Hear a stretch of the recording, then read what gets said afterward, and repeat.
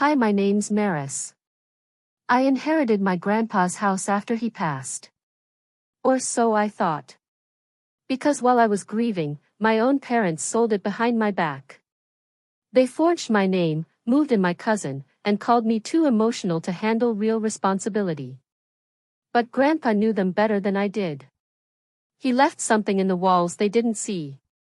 And when they realized what they'd missed, it was already too late. Before we begin, what time are you listening to this and where from?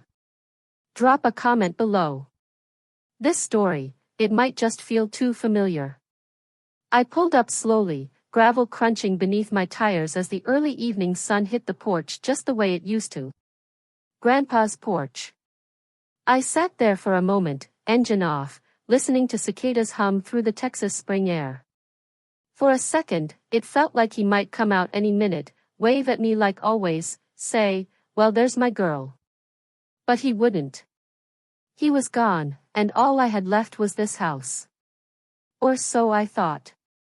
When I stepped out and walked toward the mailbox, something caught my eye. The brass nameplate that used to read Blythe had been polished. No, replaced. A new engraving gleamed beneath the sunlight, Zinnia Langford. My heart stuttered. Zinnia, my cousin who used to fake allergies to skip helping Grandpa in the yard. That's Zinnia. I opened the mailbox, half expecting a letter addressed to me. Something from the lawyer's office confirming what Grandpa had promised. The house would be mine. Nothing. Just a coupon for dog food and a realtor flyer with Zinnia's photo smiling too wide. I carried my bag toward the front door, fishing for the spare key under the ceramic frog like always. Still there. Some things hadn't changed. Inside, the smell hit me first. Lavender lemon oil and something sterile, like hotel cleaning spray. I blinked hard as I stepped into the living room. Boxes, neat, labeled, stacked 3 high along the walls, living room decor, Zettel books, Grandpa Ms. K, donate. I turned slowly. The grandfather clock still ticked, but the warmth in the room was gone. A hollow version of itself. My eyes fell on one box marked Maris Childhood Room, sort later. The writing was sloppy, like an afterthought, as if even my memories needed to be filtered through someone else's hands. I walked down the hall past the coat rack where Grandpa used to hang my umbrella every time I forgot it. My bedroom door was open. Emptied. The closet held 2 sad boxes, both labeled the same, Miss, Dispose or Donate. My heart dropped further than I thought it could. No one had called. No one had asked. I sat on the edge of the stripped bed. The indent of the mattress was gone.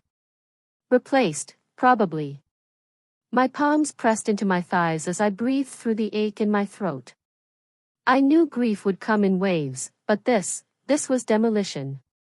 I stood slowly, steadied myself on the dresser, and made my way toward the hallway. That's when I heard the voice. "Oh, Maris, you're here early." I turned. My mother stood there, perfectly done up as always, lipstick fresh, heels clicking against hardwood like she hadn't just buried her father last week.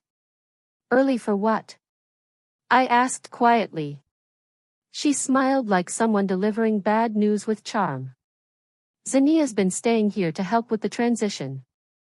We're getting things ready to list." "List what?" "The house, sweetheart. You know how old it is.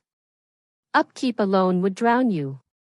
She walked past me and adjusted a crooked frame on the wall like nothing in this moment was out of place. I thought, my voice trailed off. "Grandpa said, he told me this house would be mine." "Well, plans change. And you know your grandfather wasn't exactly known for handling paperwork." I didn't reply. I just walked past her and down toward the study.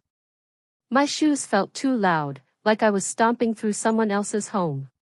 Maybe I was. On the console table near the study door, a photo lay face down. I hesitated, picked it up. It was us, me, Grandpa, and Lucky, our old golden retriever. Taken the summer after I graduated college. Grandpa's hand was on my shoulder. His smile crinkled the corners of his eyes the way it always did when he said, "This house has good bones, just like you." I turned the frame over again slowly and set it upright. No words, no tears, just breath. The study was darker than I remembered. The curtains had been changed, Zinnia's style probably. Something trendy and beige. I moved toward Grandpa's desk. It still smelled faintly of cedar and ink. I opened drawers one by one, careful not to disturb the arrangement. Nothing unusual, until the last drawer on the right. It was locked. I stared at it for a while, tracing the edges with my fingers. Beneath the lock, just faint enough to miss unless you knew to look, were carved letters MAB. My initials. No one else's. "You promised," I whispered, palm resting flat on the wood. "You said this would be mine." The light outside had shifted to a dull orange now. I didn't move. I just stood there, hands still on the drawer, trying to remember the last thing he said to me, and wondering who else had the key. I didn't even realize how long I'd been standing there until the front door creaked again. Voices filtered in. Heels clicking. The rustle of paper bags. Someone laughing lightly. I slipped the envelope into my pocket and stepped back into the hallway, steadying myself. The living room, just an hour ago cloaked in silence, was now buzzing. Zinnia, in some kind of designer leisure wear, was perched on the arm of the couch like it was her throne. My father Griffin leaned against the fireplace, arms crossed, that usual weary kindness on his face, always the buffer in tense moments. And Vera, my mother, floated through the room like a hostess at a cocktail party. "We were wondering where you went," she said, smiling too wide. "I told them you were probably just reminiscing." I didn't answer. My eyes flicked to the coffee table where a folder now sat. Thick. Tidy. "Everyone's here," Zinnia chirped, like this was a book club meeting and not my grandfather's house being gutted of memory. Griffin cleared his throat, slipping his phone into his blazer pocket. "We wanted to loop you in properly, Maris. I know this has all moved quickly, but it's really for the best." "For the best," I repeated slowly. "Exactly," Vera nodded, hands clasped like she was leading prayer. "The house went into escrow last Friday. It's a solid offer, above market. Closing should happen in about 10 days, give or take." My knees buckled just slightly, but I didn't sit. "You sold it?" "It was too much for you, sweetheart," Griffin said like he was explaining taxes to a child. "The maintenance alone, not to mention the property taxes. You're a librarian. How would you even begin to keep up with it?" Zinnia added with a laugh, "You should be thanking us. I mean, no stress, no mortgage, no roof leaks.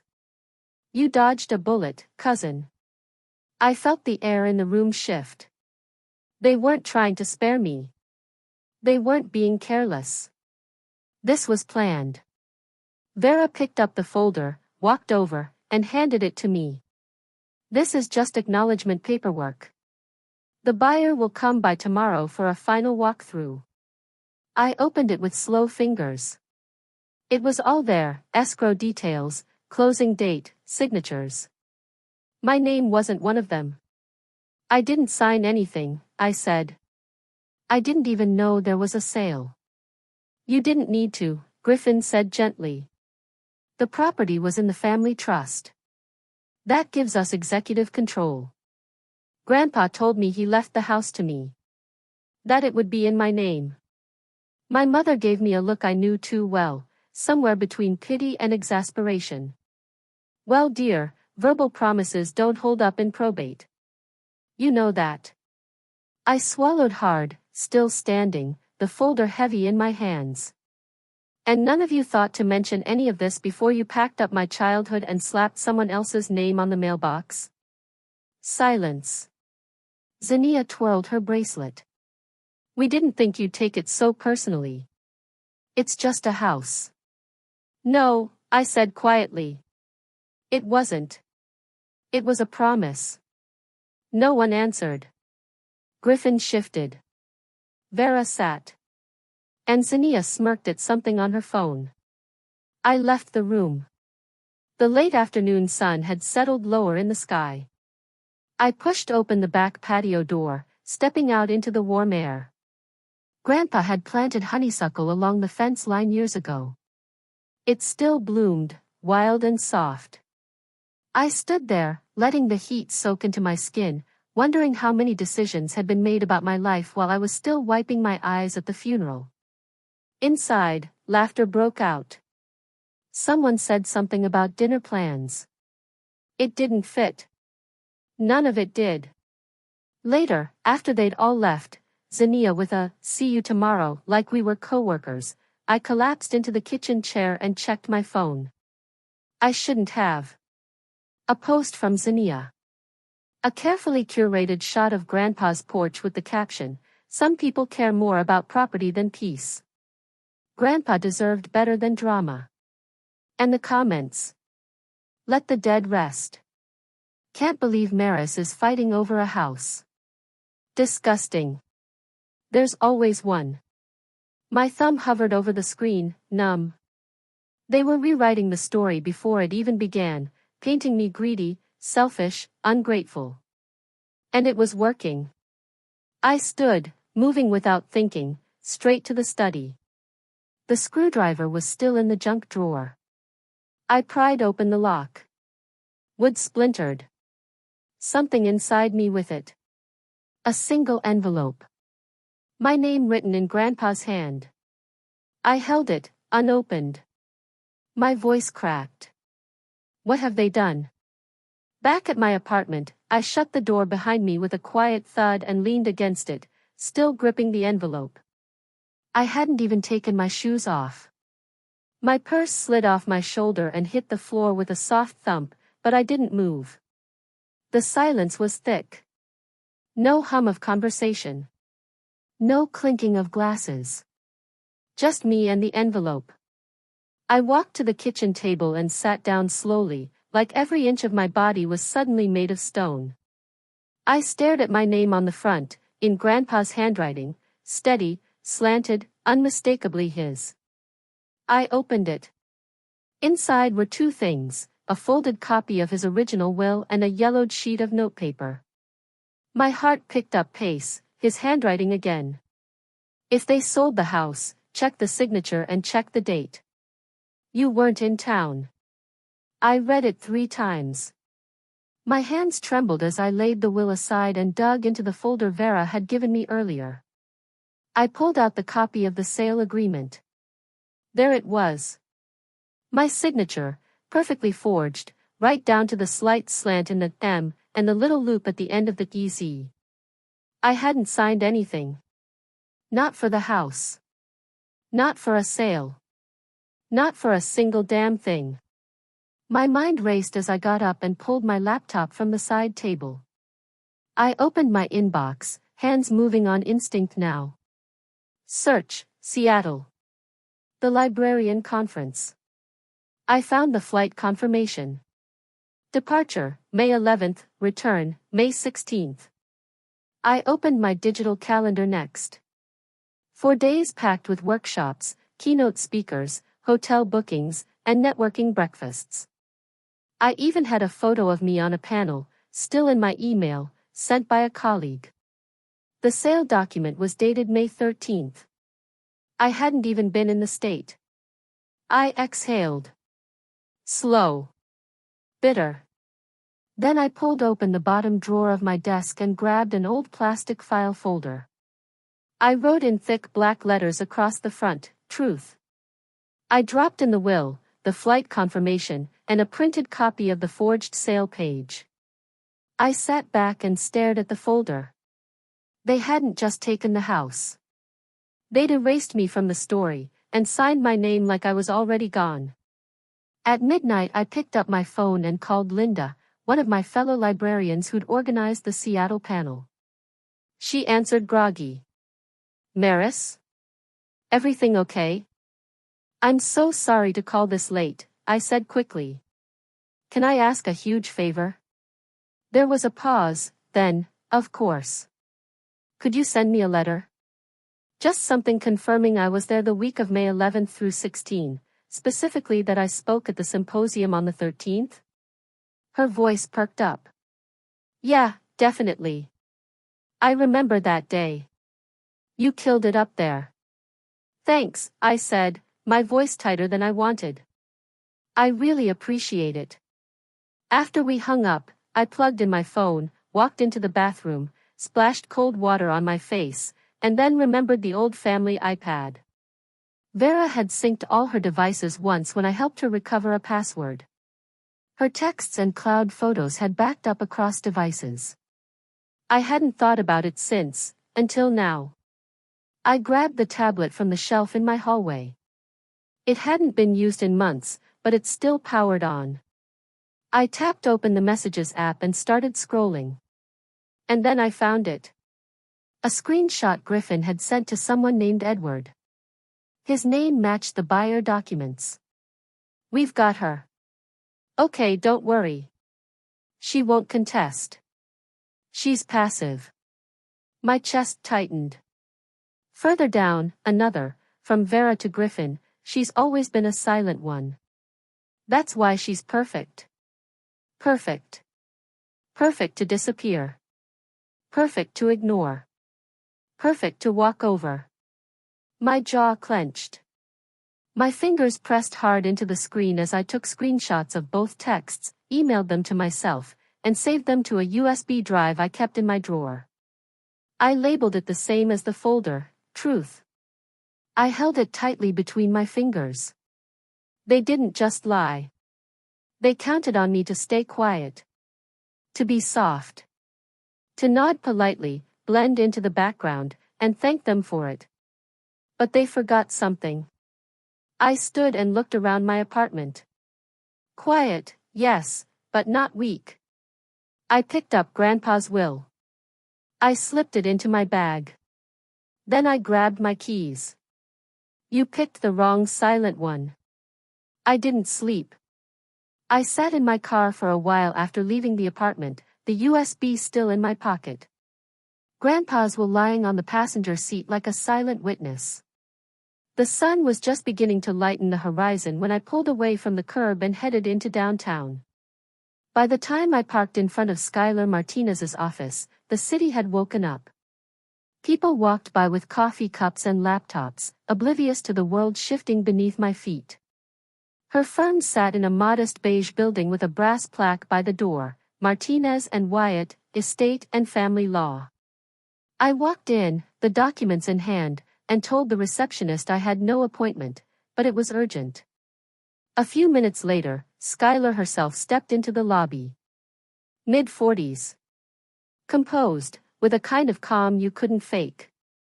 Her dark hair was pinned up and her charcoal suit looked like it belonged on someone who didn't lose arguments. You're Maris, she asked, extending a hand. Let's talk. Her office smelled faintly of lemon oil and old paper.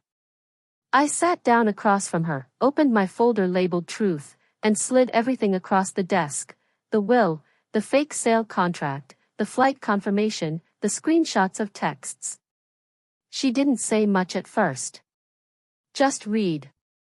She held the will in both hands, eyes narrowing slightly as she scanned. Then she smiled slowly.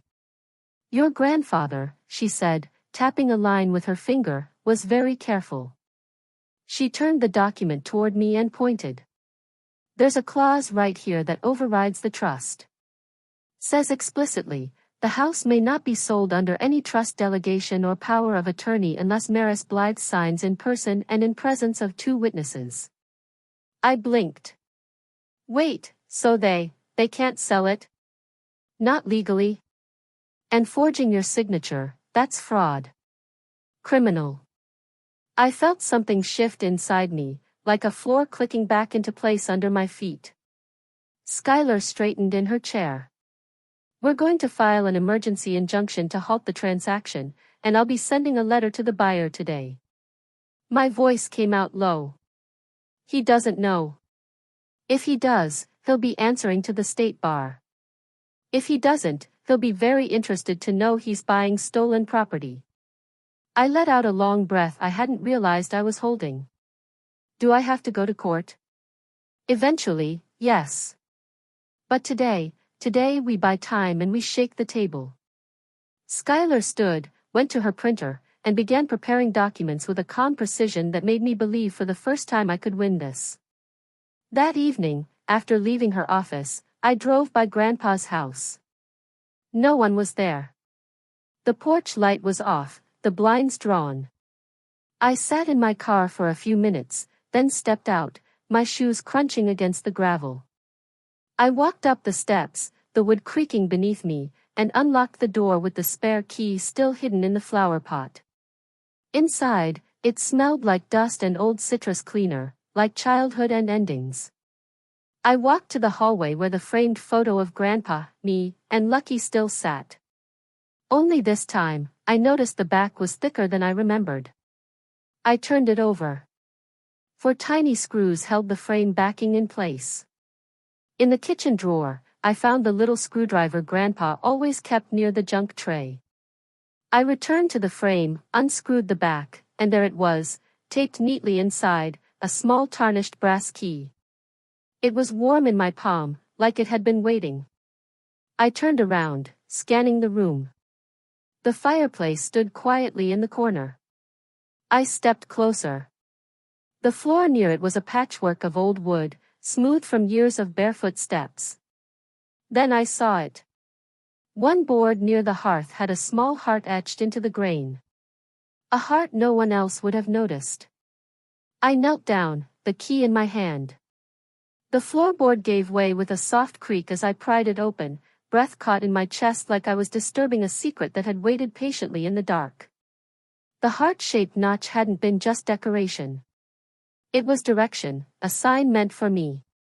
Inside was a fireproof lockbox, no bigger than a shoebox, its corners worn smooth.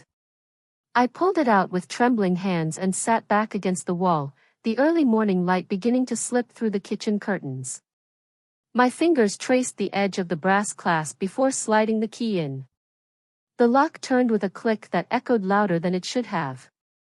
Inside, tucked neatly between layers of old flannel cloth, was a USB drive, a letter with my name written in my grandfather's bold, slanted hand, and an envelope labeled simply, Ellis. My eyes flicked back to the letter. If they try to erase you, go to Ellis. I didn't know whether to laugh or cry. Maybe both. Grandpa had always said Ellis Granger remembered things the rest of the neighborhood forgot, birthdays, garage codes, what year the willow tree out back finally stopped blooming. I slipped the drive and letter into my purse and held the Ellis envelope in my lap for a moment before tucking it inside too. By 9 that morning, I was on Ellis's front porch 2 blocks over, hesitating before knocking. The place looked smaller than I remembered, but maybe everything had. Paint peeled from the railing, but the windshield made of spoons still jingled in the breeze. I used to think it sounded like old laughter. The door opened before I even knocked. Maris Blythe, Ellis said with a crack in his voice. I wondered when you'd come. He looked thinner, his shoulders bent inward, but his eyes were still sharp. He gestured me inside with a warmth I hadn't felt in days. I've got something for you, he said, shuffling toward the kitchen table. Your grandfather gave it to me last fall. Said not to hand it over unless you asked. He placed a flash drive next to a cassette tape already set on the table, and beside it, an old photo I hadn't seen in years. It was the 3 of us, me, Grandpa, and Lucky under the old willow tree in the backyard.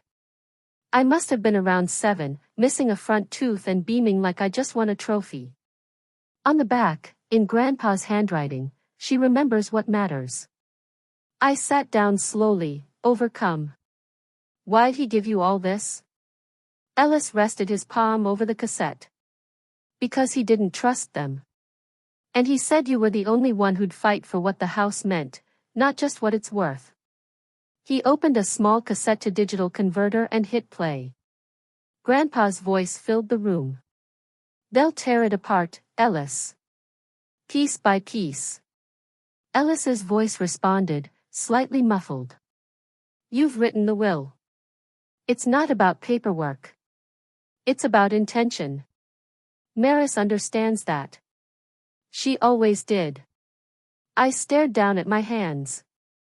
She won't fight for herself, Grandpa's voice went on. But she'll fight for the meaning. That's why she's the keeper of the flame. A knot rose in my throat. I pressed my fingers against my lips to keep from sobbing outright. My silence all these years, every time I'd let things slide, walked away instead of standing up, hadn't been weakness to him. He saw me. Not loud but steady. Not flashy but anchored. Why didn't he tell me all this? I whispered. Ellis just smiled gently. He did. You just needed to hear it now. I stayed a little while longer. He made tea. We talked about Grandpa's laugh, his ridiculous pancakes, the summer we almost burned down the garage trying to build a treehouse. For the first time in days, my chest felt less like a cage and more like a lantern with something still burning inside. On my way out, Ellis pressed the Polaroid into my hand. Take it, he said. Your fight's not over. But now you've got a little more fire.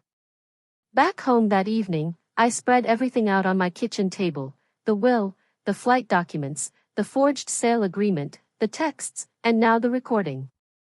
I pulled out the affidavit Schuyler had given me. For a long while, I just sat there, pen in hand, staring at the paper. I thought about the photo. The tree. The way Grandpa's voice said my name like it held weight. And I signed, not because I wanted revenge, not even just because I wanted the house, but because something sacred had been placed in my hands. And if I let them bury it under paperwork and power plays, it wouldn't just be the home that was lost. It would be everything it stood for. This wasn't just about keeping the house. It was about honoring what made it a home. After signing the affidavit, I barely slept. The night hummed with a kind of electric quiet, like a storm coiling just outside the window. By dawn, I was dressed, caffeinated, and ready, if not to win, then at least to show them I wasn't stepping aside. Schuyler had arranged the meeting for 9:30 at Sterling Properties. I arrived 10 minutes early, but she was already there, standing just inside the glass doors in her usual calm authority. I'd never appreciated stillness in a person until I met Schuyler. She had a way of folding intensity into grace. Let's begin, she said and held the door. Inside, the air was scented with artificial lavender and varnish, trying to cover the rot underneath. A junior agent blinked at me. Do you have an appointment? She does now, Schuyler replied, slipping a thick envelope from her bag. Cease and desist. Please get Mr. Edward Jackson and your managing broker.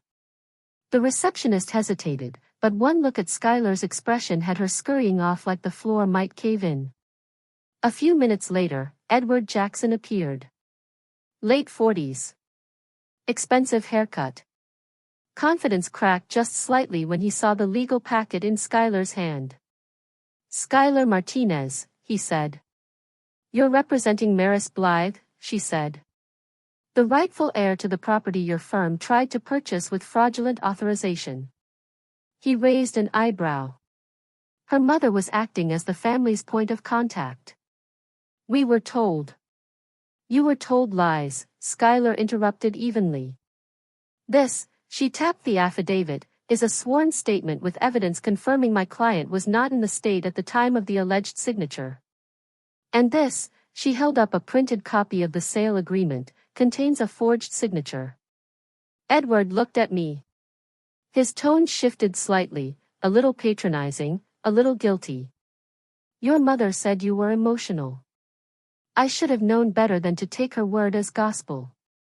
I said nothing. Sometimes silence lets the shame echo louder. He rubbed the back of his neck. I'm withdrawing my offer immediately. And I'll be speaking with legal regarding damages to my firm's reputation. Skylar nodded. I suggest you do. And you may also want to notify your title company that they nearly became part of a felony. Now, by the time we stepped back outside, word had already traveled. Zania's name was on the outgoing text of the front desk agent's phone. I recognized the screen. Funny how fast gossip moves when people smell liability. Skylar offered a small, satisfied smile. That was the easy part.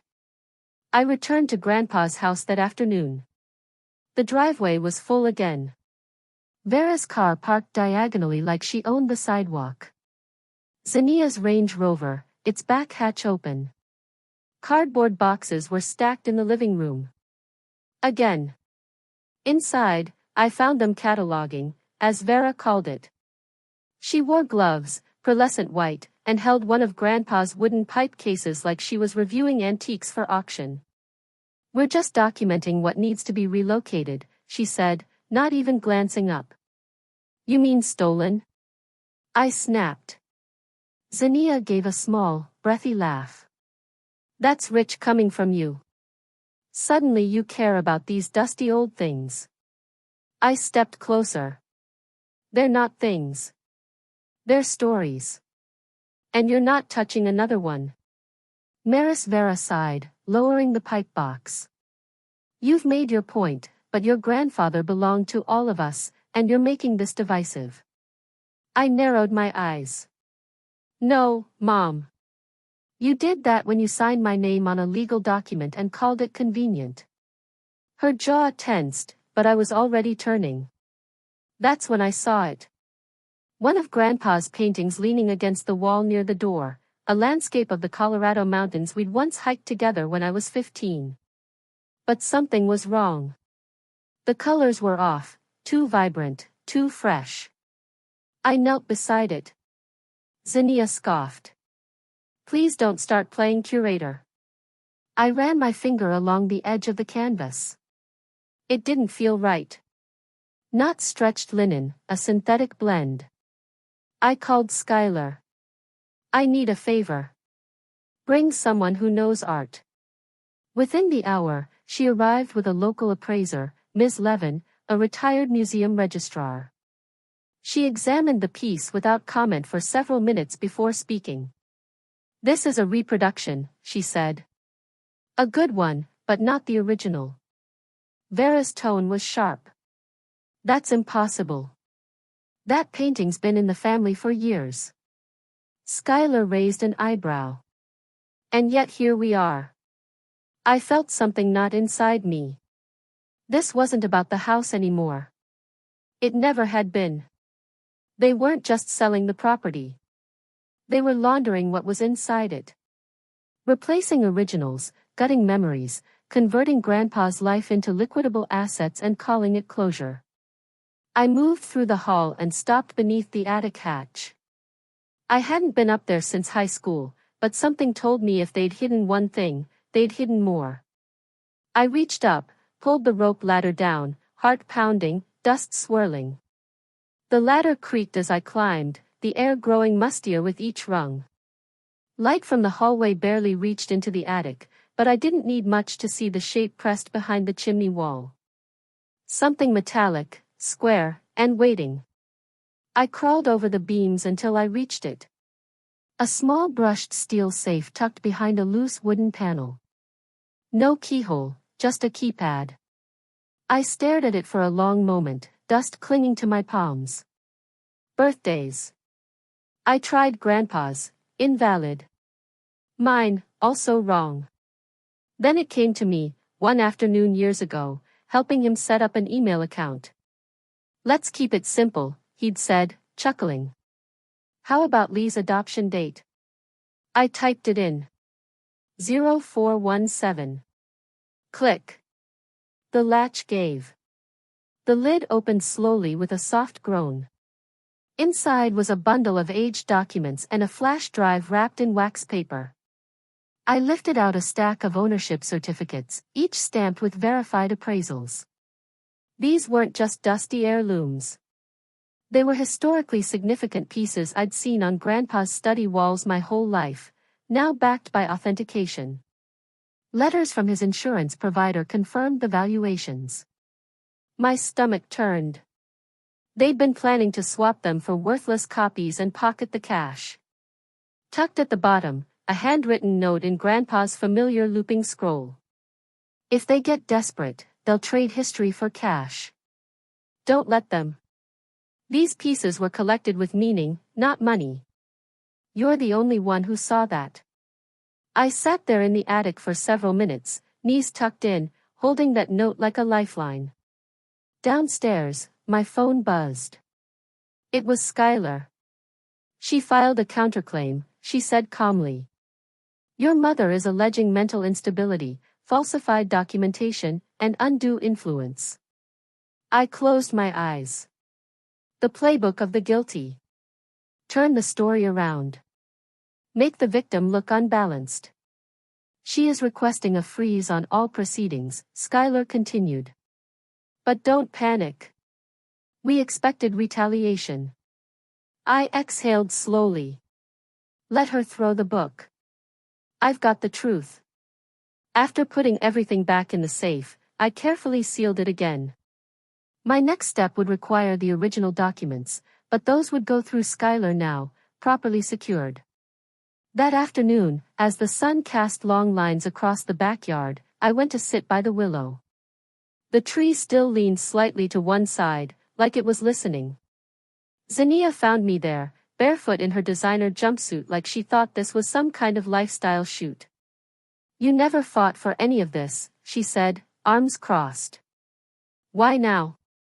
I didn't look at her. Because Grandpa fought for me, even when I didn't think I deserved it. She snorted.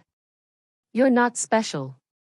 You just happened to be first in line this time. I finally turned toward her. I'm the only one who read the fine print. Zinnia's mouth twitched. She turned to go but hesitated. You think this ends with the house? It doesn't. I know, I said. That's why I'm still here. Evening came. I was standing in the dining room sorting through the legal folders again when I heard the engine. I moved to the front window. A moving van sat at the curb, engine idling. Behind it, Vera stepped out of a black SUV. She wasn't alone.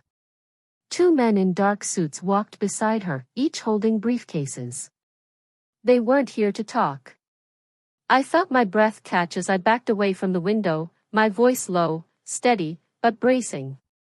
They're making their final move.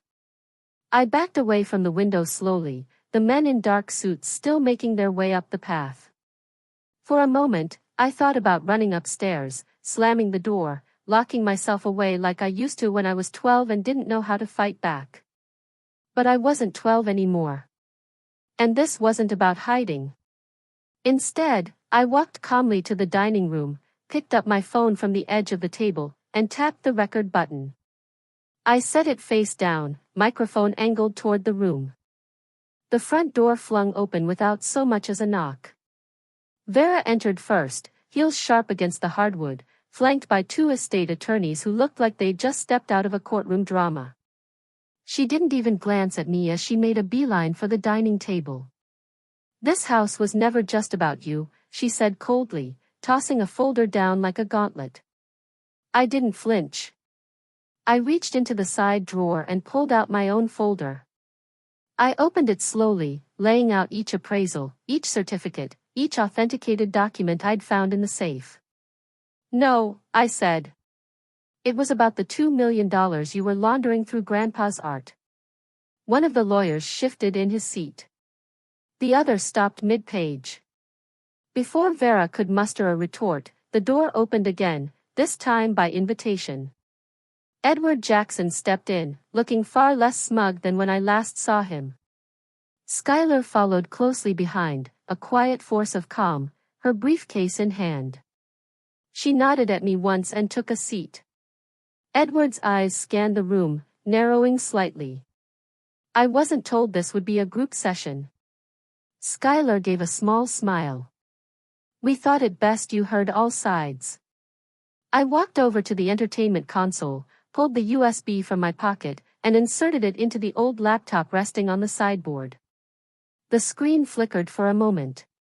Then, Grandpa's face appeared, tired, older than I remembered, but with eyes still as clear and sharp as ever. If you're watching this, his voice rasped from the speakers, they did exactly what I feared. But I left the truth in the walls, and I left it for Maris, because she's the only one who listened. The room went still. Even the attorneys didn't shuffle their papers. Edward leaned back, face unreadable. Your mother said you were unstable. That you hated this place. I turned to him, my voice steady. She said that because I never told her what she wanted to hear. I didn't want to sell it. I didn't want to pretend Grandpa meant nothing. That's the difference between us. Vera stood abruptly. Oh, please. Are we really giving weight to a sentimental recording? He was old. He said things like that all the time. Skylar raised a brow and opened her folder. We also have video evidence of the forged signatures, insurance reports, and emails coordinating the art swap. But Vera wasn't finished. With a smug look, she tapped on her iPad. Then how about a video of Maris herself saying she wanted to walk away from this house? She turned the screen to Edward and pressed play. There I was, on screen in a blue summer dress, holding a lemonade and laughing. I wish I could just walk away from this house, I said. She paused the clip dramatically. Case closed. Skylar didn't even blink. Play it in full. Edward handed her the tablet. Skylar scrolled forward and resumed the video.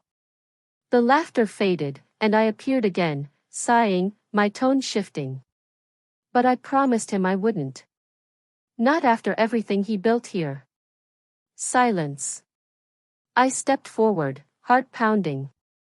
They thought I'd stay silent. But silence isn't weakness, it's strategy. I handed Edward the entire case file, timelines, appraisal records, Grandpa's final video, emails, everything he hadn't been told. He turned to Vera, his eyes colder now. I won't be part of this anymore. You've crossed every line. Vera's face contorted. We gave you life, she hissed. I stared at her, calm. And you tried to sell it back to me. Blue and red lights flared through the front windows.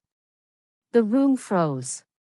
Skylar stood, gathering her bag. She looked toward the door, then back at Vera. They're not here for me, she said softly. Her words echoed as the officers stepped in, their clipped commands rising over Vera's frantic denials. I didn't say a word. I didn't need to. That moment belonged to truth, and I had said enough. 3 weeks have passed since then. Long enough for the shock to settle. Not long enough for the ache to fade. The house is quiet now. The kind of quiet you only understand after chaos has been cleared out. The front door still creaks the way it always has. The air still smells faintly of cedar and old paper. And for once, I can walk room to room without bracing for confrontation.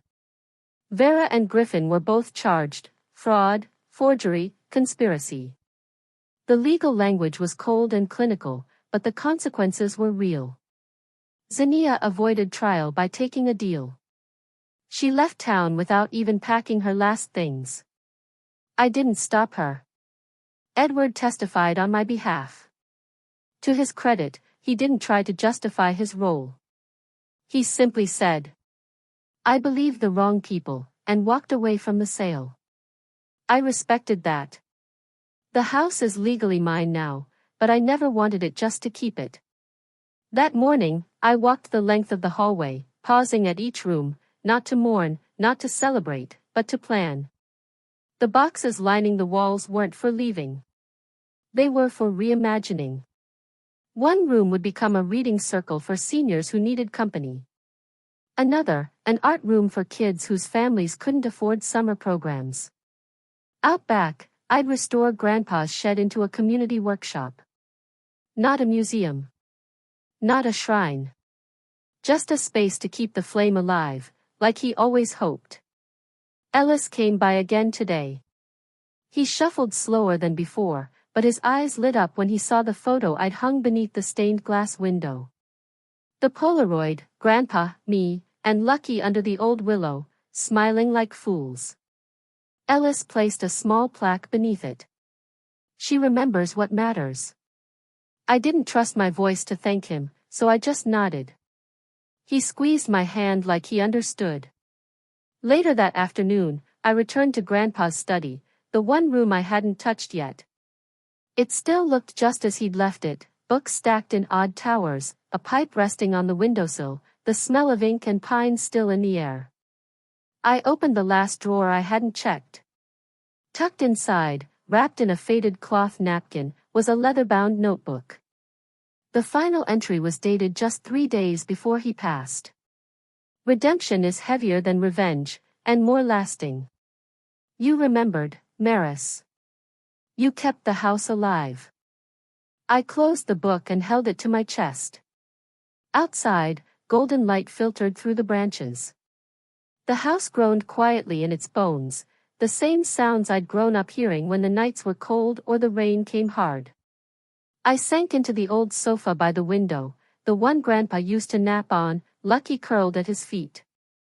My body finally let go of the tension I'd carried for months, maybe years. They tried to erase me from the story.